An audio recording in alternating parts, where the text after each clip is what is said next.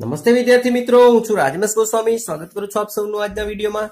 આજે આપણે શીખશું વિકલનમાં સી વિભાગમાં કેવા દાખલા પૂછાય છે. એમાંથી એક દાખલો છે કે જો y બરાબર 3x² - 10x + 7 હોય તો x બરાબર 1 અને x બરાબર 2 આગળ વિધેય વધતું છે કે ઘટતું તે નક્કી કરો. તો ફ્રેન્ડ્સ, આપણે જે બે ક્વેશ્ચન પૂછ્યા છે તે પહેલા જોઈ લેવાના કે વધતું ઘટતું નક્કી કરવાનું છે. તો અહીંયા તમને ખ્યાલ હોવી જોઈએ કે વધતું ક્યારે છે અને ઘટતું ક્યારે છે એ કઈ રીતે થશે. ઠીક છે, x બરાબર 2 1 અને x બરાબર 2 બંને કિંમતો આપણે આની અંદર ફીડબેક કરવાની છે, પણ સીધી રીતે નહીં, વિકલન કર્યા પછી. તો સૌથી પહેલા રકમ લખી લઈએ એઝ ઇટ ઇઝ.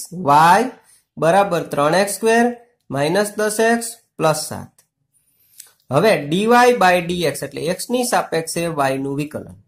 3 દુ એટલે 3 × 2 into x માઇનસ 10 એકુ 10. x ની એક ઘાત છે એટલે મેં અહીંયા એકડો લખી નાખ્યો. 10 એકુ 10, x નું વિકલન એકડો જ થશે, તો પણ તમે એક કહી શકો. અને 7 નું વિકલન 0. 3 દુ 6x, 10 એકુ 10. હવે તમને યાદ હશે કે આ ઘાતનો ગુણાકાર કરવાનો, x ઉડાડી દેવાનો, અચળ આંકડો 0 થઈ જાય. 6x - 10. હવે આપણે x બરાબર 1 આગળ આ કિંમત મૂકીએ. dy/dx 6 કૌંસમાં x ની જગ્યાએ 1 - 10. 6 એકુ 6 -10 તો -4 <0. તો અહીંયા તમારું વિકલન શું આવ્યું? <0 એટલે ઘટી ગયું, 0 થી ડાઉન ગયું ને. તો અહીં લખવાનું કે x બરાબર 1 આગળ વિધેય ઘટતું છે. જો 0 થી નીચે જાય તો એમ લખવાનું, માઇનસમાં જવાબ આવે તો કે ઘટતું છે. હવે બીજી કિંમત x બરાબર 2 મૂકી આપણે. આ કિંમત x બરાબર 2, પેલી વખત આ કિંમત મૂકી, હવે આ કિંમત મૂકી. આનો જવાબ આવી ગયો આપણે ઘટતું. હવે આપણે આ ચેક કરશું.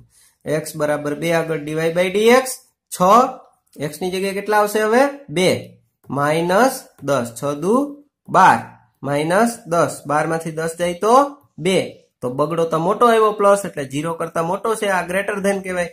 પોળા પાખડા દેખાય તમને એ મોટું છે કહેવાય, ખૂણો હોય નાનું છે કહેવાય. આ પોળા પાખડાને ગ્રેટર ધેન અને આ લેસ ધેન. ગુજરાતીમાં એને શું કહેવાય? આને ગુરુતર અને આ લઘુતર. 2 > 0 તો બગડો મોટો છે, એનો મતલબ x બરાબર 2 આગળ વિધેય વધતું છે. તો આ બંને આન્સર આવી ગયા. ફક્ત આટલું લખવાના વિદ્યાર્થી મિત્રો, તમને 2 માર્ક્સ આરામથી મળી જશે. ઠીક છે ફ્રેન્ડ્સ?